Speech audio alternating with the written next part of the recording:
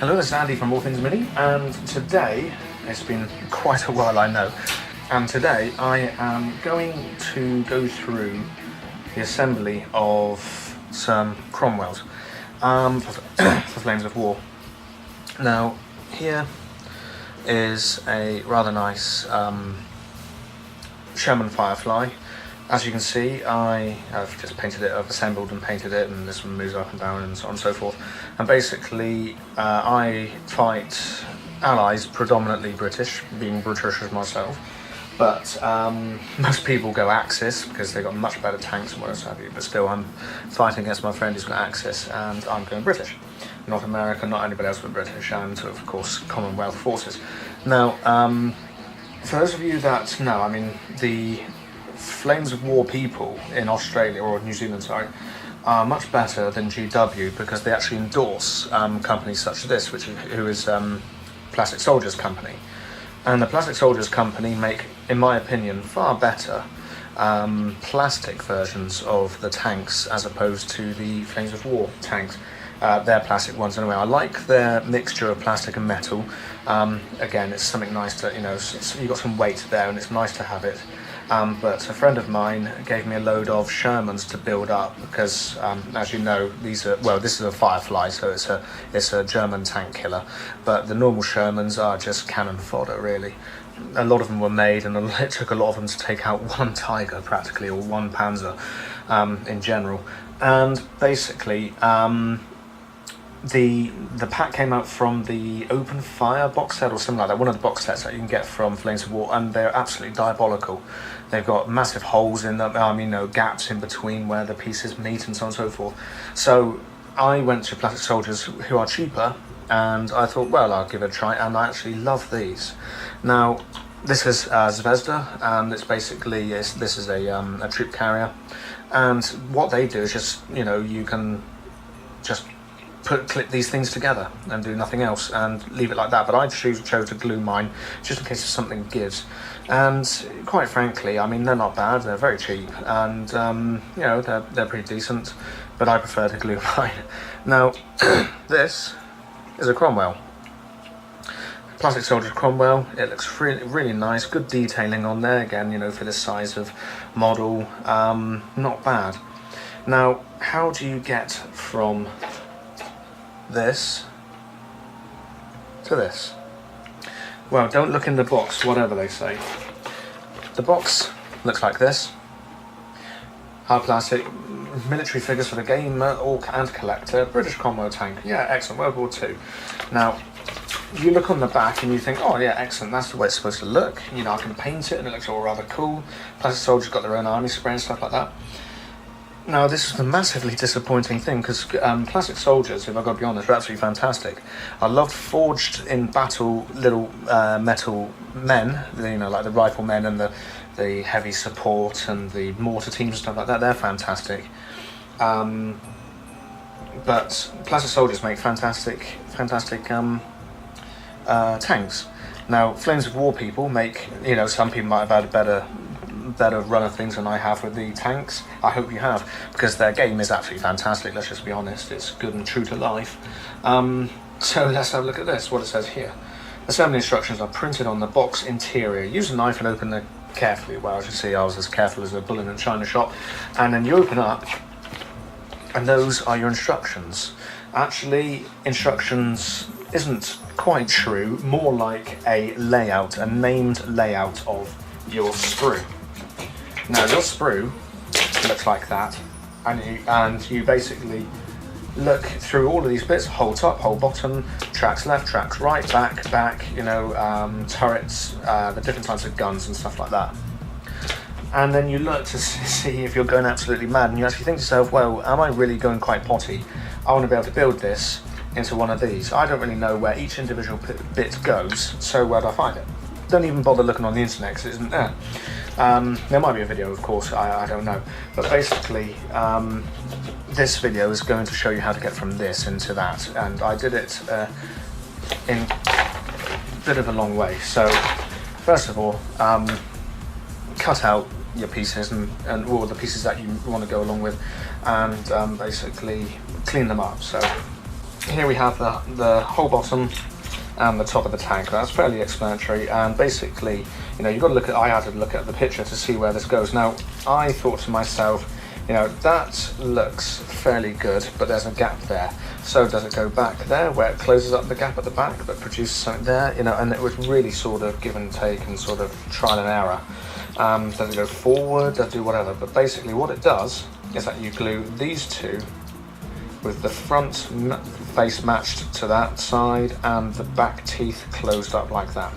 You do have that little gap, so let's get along and glue that.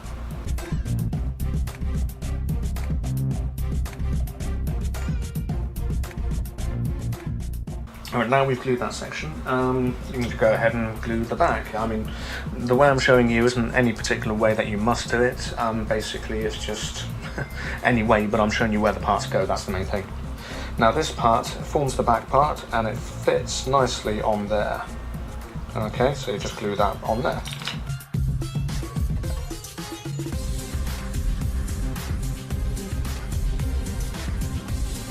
Now for the tracks. The front tracks are these very small ones here. So hopefully if I can get that into some kind of focus. The very small ones there are the front tracks. Those are the rear tracks. Now that's the front of the tank, you know, it's going to sit there. Now this is another bugbear I had to deal with. Most of the plastic soldiers company will add these little sort of, if I can show you, there you go, these little sort of rivet type things, these divots. And basically that's to help to place this track. Now that's fantastic. The only thing is that yeah, that's the front.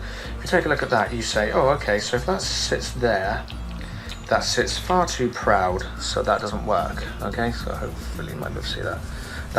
That sits far too proud, so it doesn't obviously go like that. Now, if I fits it there, it sort of fits, but if you take a look underneath, there's a gap right in the middle. That bit right there, there's a massive gap, which of course is what you don't want. So the way I found to deal with that is to snip off as much of the largest ones as you can with a set of snips. There we go, get rid of those bits, find the front again, there we go. And now we can fit that in. It closes up the top gap, as you can see. If I get my stupid fingers out of the way. Close up the top gap and it sits quite flush inside there. So snip off each of these little bits. Now on the Firefly Sherman's box set they've got, you don't have to do this. And also they've got instructions, but still. Maybe they're trying to save on paper and stuff like that, which I totally obviously endorse. I mean, it's a good idea, why not? But at least put the instructions in. Right, so let's glue these.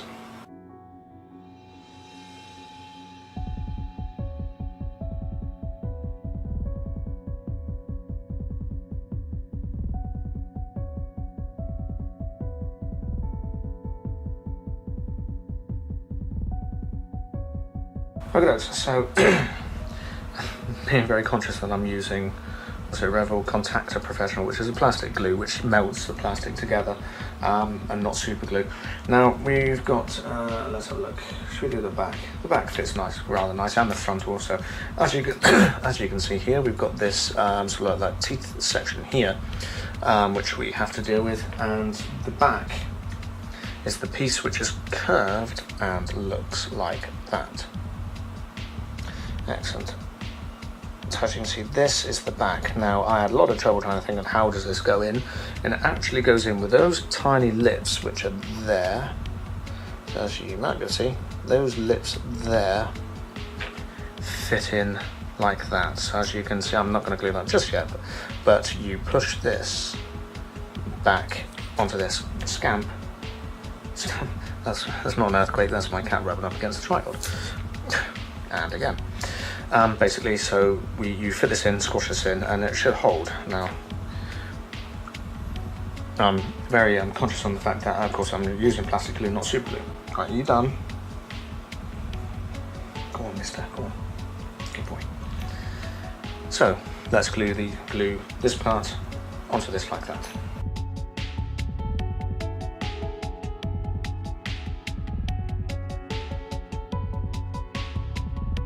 Now the next piece comes the, I haven't snipped it off, it's actually this bit here, it's the tiny machine gun, the anti-infantry machine gun, which fits into the front. Now the front of the tank looks like this, and of course that hole is for the machine gun.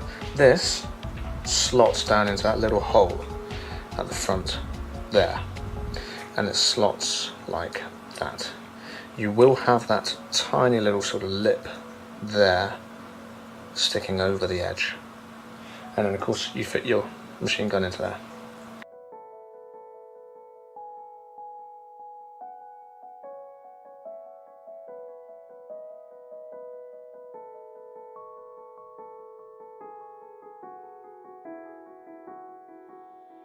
Now the next part is the turret. Now the turret is formed of several pieces. This of course is the bottom, this is the top, front, two sides and a back, side, back, front, and doors at the top. Now these will sit in here. They do of course make open hatches, or partially open hatches basically, if you want to make one of these a command tank, which I've already done. So all you've got to do is basically glue this into that little section there. You get a door, looks like that on one side. If it gets focused, very small little rectangular type of piece. It looks like two sort of hatches, and the hatches fit into there. So let's glue these in.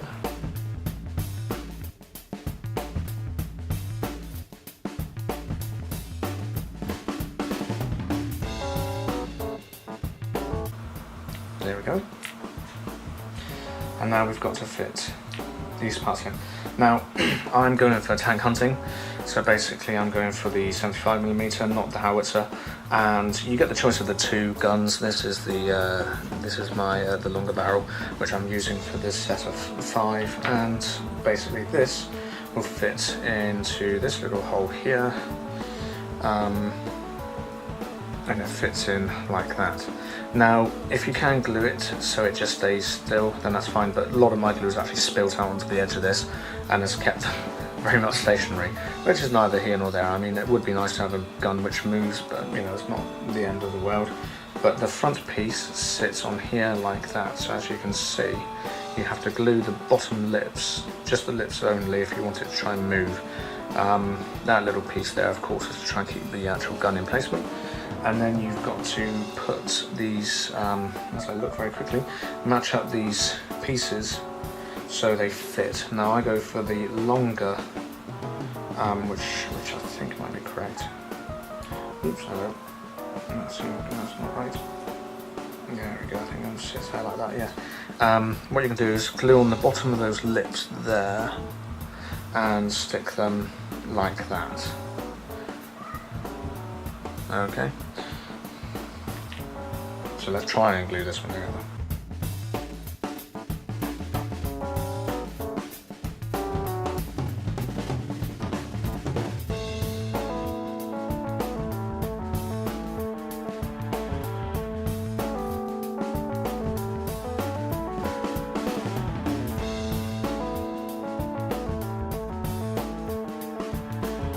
Now at this point, what I like to do is, because I found putting the back on, putting the back on straight away and then placing the top on the turret, I found that to be very difficult. It got very fiddly and pushed a few things. So what I like to do is actually put the top of the turret on first, and then sort of edge the back in. It's quite a snug fit.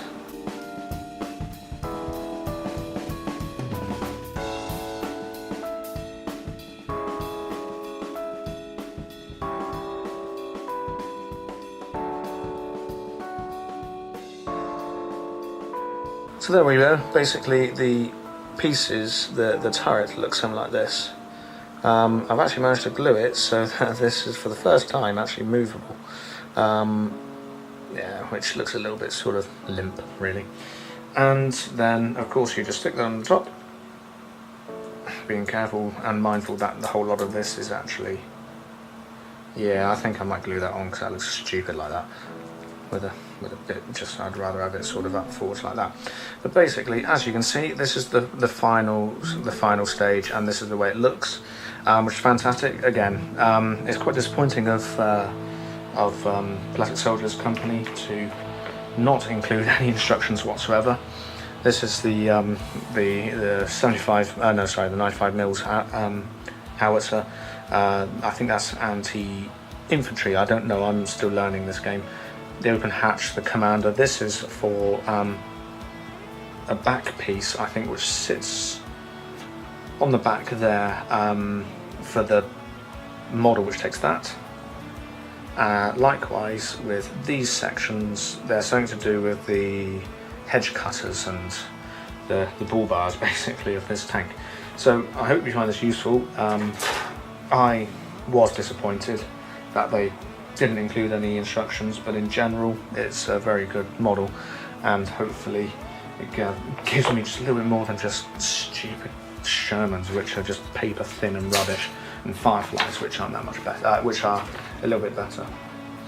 And out of every single piece, I've just realised, out of every single tank I've made, I've forgotten to stick this piece. Looking on the picture, I've forgotten to stick this piece into those two holes there, so I'm going to have to go to every single previous tank and stick those bits in. But anyway, like if you like, subscribe if you haven't already, and so on and so forth. And as I'm coming towards the end of my PhD, I might be able to do a few more videos and stuff like that, but I'm still writing at the moment, so my life is still not very much my own. Alright then, people, cheers.